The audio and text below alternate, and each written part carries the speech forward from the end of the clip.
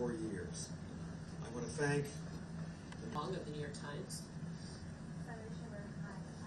I also made a request, a direct request to President Xi, that the Foreign Ministry strengthen their statement on the Middle East, which didn't even mention the loss of the horrible, gut-wrenching loss of civilian life.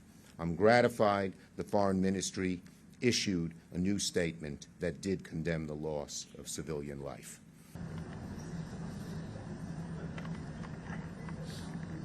We made clear the United States cannot sit idly by, and that we must address the Chinese government's forced technology transfers, theft of intellectual property, required joint ventures, and intimidation of U.S. businesses operating in China, among other troubling activities that undermine the lack of reciprocity.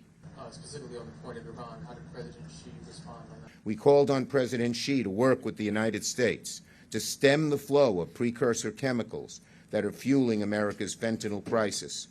We urged President Xi to open a channel of communication to stem the flow of fentanyl precursor chemicals. We believe it's imperative on this issue that China act.